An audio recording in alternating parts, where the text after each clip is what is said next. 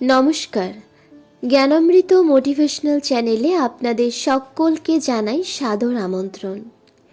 আজকের ভিডিওতে রাসবিহারী মহারাজ ও জগৎজননী শ্রী শ্রী মা শারদার একটি ছোট্ট ঘটনা আলোচনা করব। আশা করছি ভিডিওটা আপনাদের ভালো লাগবে। যদি ভালো লাগে তাহলে অবশ্যই লাইক করবেন, কমেন্ট করবেন, সাবস্ক্রাইব করে আমার পাশে থাকবেন আর শেয়ার করে আরও সকলকে শোনার সুযোগ করে দেবেন।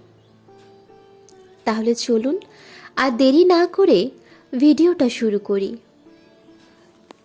রাসবিহারী মহারাজ ছিলেন শ্রী শ্রী মায়ের সেবক। মা খুব স্নেহ করতেন তাকে। জয়রামবাটিতে একদিন রাসবিহারী মহারাজ ক্ষোভের সঙ্গে মাকে বলছেন, মা, আমার কি জীবন এভাবেই যাবে? এই বাড়ি তৈরি, বাজার করা, হিসাব লেখা, এসব করে কি হবে আমার? মা শান্ত কণ্ঠে বললেন, তা বাবা, আর কি করবে বলো? এবার যে এসব করেই তাকে লাভ করার পথ করে দিয়ে গেছেন স্বামীজি। নিষ্কাম ভাবে, তার উপাসনা ভেবে এসব কাজ করলেই মুক্তি হয়ে যাবে। আর কি বা করতে চাও তুমি? তপস্যা করতে চাও? হিমালয়ে যেতে চাও? সেখানে গিয়ে দেখবে সাধুরা নিজেদের মধ্যে মারামারি করছে একটা রুটির জন্য, একটা কম্বলের জন্য। পাহাড় জঙ্গলে গিয়ে চোখ বুঝলেই কি তিনি এসে যাবেন তোমার সামনে? তার চেয়ে নরেন যে ব্যবস্থা করেছে, এর কি তুলনা আছে?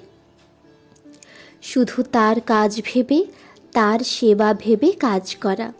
আর তুমি যে কাজ করছো, এসব যে গো আমার কাজ। শুনছ রাসবিহারী?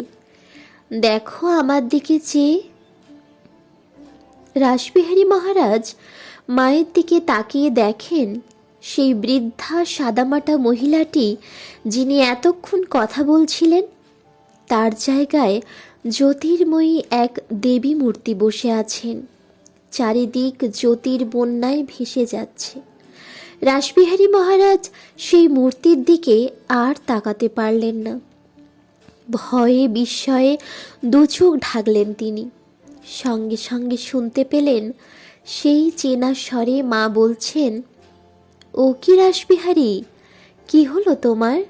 চোখ বন্ধ করলে কেন? দেখো, চেয়ে দেখো।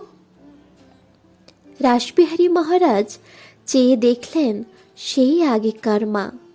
তার অতি পরিচিত চেহারায় তার সামনে বসে আছেন। মুখে সেই পরিচিত মিষ্টি হাসি।